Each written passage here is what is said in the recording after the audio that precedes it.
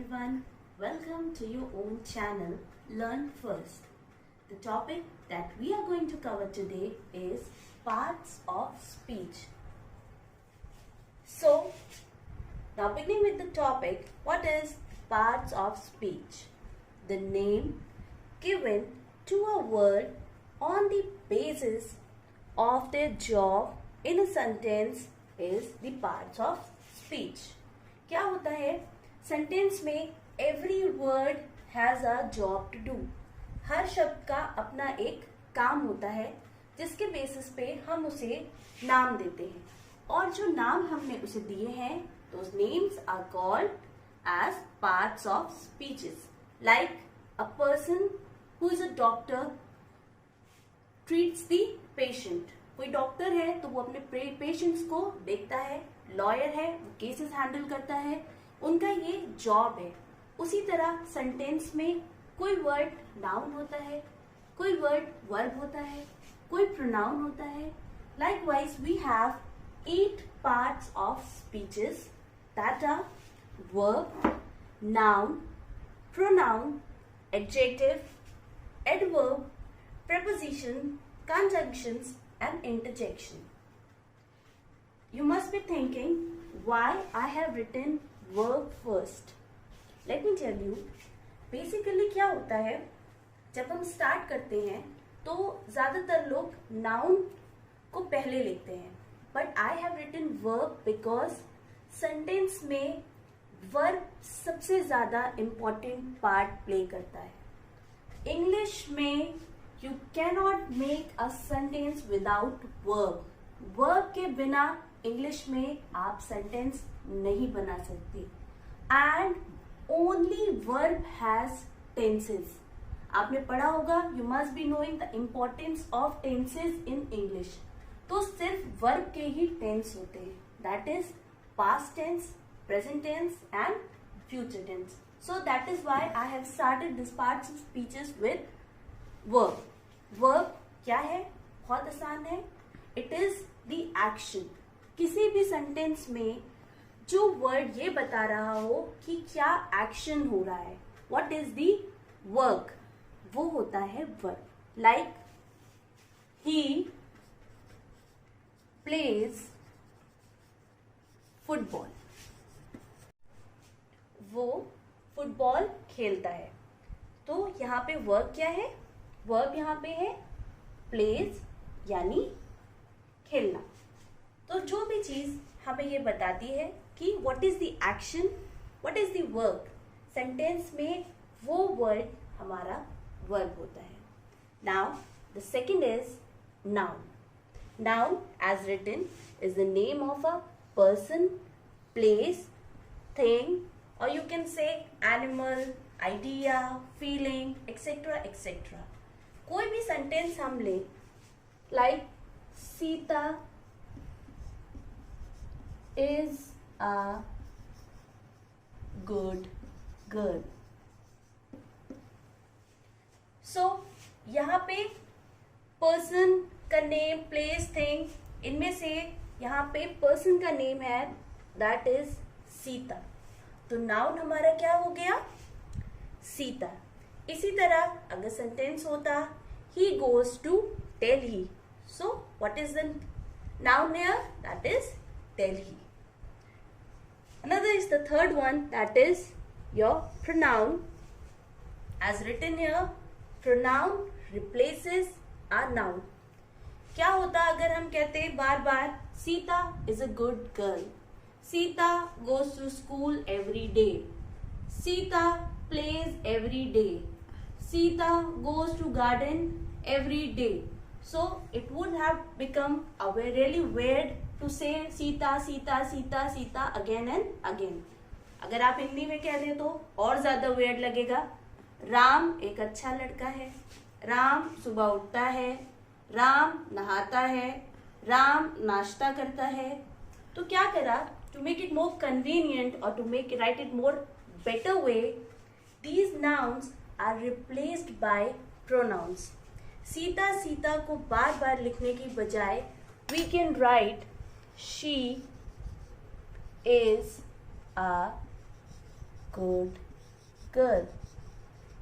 So here she is pronoun. Then your fourth part of speech is adjective.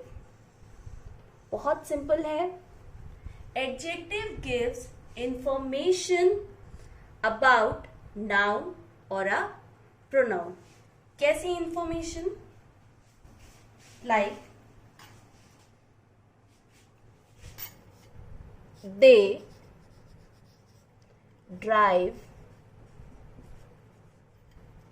big. They drive a big red car. Two words in a sentence gives information or tells the quality of noun or a pronoun is an adjective. यहाँ पे noun क्या है? I told you noun is a person, place or thing. तो thing over here is car. Car की क्या quality है? कि वो बिग है और रेड है. What is, सीधे आप क्वेश्चन करो, what is the quality or what is the information it is giving about the noun. जो वर्ड सेंटेंस में जिनका काम या जिनका जॉब एज आई मेंशन्ड है क्वालिटी बताना या इंफॉर्मेशन देना नाउन या प्रोनाउन के बारे में, वही हमारा एडजेक्टिव होगा. यहाँ पे कैसी कार है, कार की क्या क्वालिटी है या कार के बारे में क्या इंफॉर्मेशन है, that is big and red. ये हमारे दो एग्जाम्पल हो गए. Next we are coming to the adverbs. Adverb कुछ सिमिलर हैं हमारे एडजेक्टिव से. ये इंफॉर्मेशन देते हैं वर्ब, एडजेक्टिव और एडवर्ब के बारे में. जैसे आपके एडजेक्टिव इंफॉर्मेशन देते थे नाउन या प्रोनाउन के बारे में, adverbs they give information about the verb, adjective और an adverb. For example, he walks very slowly. He walks slowly, वो कैसे चलता है? सपोज हम यहाँ से very हटा दें एंड वी से he walks slowly. वो कैसे चलता है? slowly. तो यहाँ पे क्वालिटी क्या हो जाएगी नाउन की? slowly. कौन बता रहा है क्वालिटी नाउन की? slowly. That means slowly is an adjective. अब very को लगा दिया. slowly की क्वालिटी में हमने ऐड किया very, जो कि एडजेक्टिव की क्वालिटी बता रहा है कि वो कैसे चलता है, very slowly. So very over here is adverb.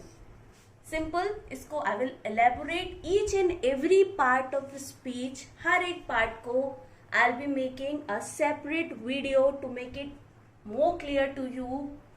So here, I hope this much is clear कि वो words जो information देते हैं किसी भी sentence में, वो word जिनका काम होता है information देना verb या adjective के बारे में या adverb के बारे में, they are your adverbs. Then the sixth part is prepositions. Prepositions shows relation in time, place and position. इनको कैसे आप आइडेंटिफाई करेंगे? Majority of the times word at, from, by, in, before, after etcetera, they are the prepositions. ये word अगर कहीं दिखते हैं sentence में तो they are preposition. And most important, ये सेंटेंस में जहां कहीं भी होंगे ये टाइम, प्लेस और पोजीशन का रिलेशन बता रहे होंगे. यही इनका वर्क है. कंजक्शन डिफरेंट है. ये क्या होते हैं? They act as a connecting link between two ideas. दो आइडियाज को ज्वाइन करते हैं. जैसे आप एंड को ले लो, Ram and Shyam, Ram and Shyam are best friends. So how the sentence is connected? Ram and Shyam are connected together by the conjunction and. The last is your interjection, that is represented by word hi, oops, ouch, hey, wow.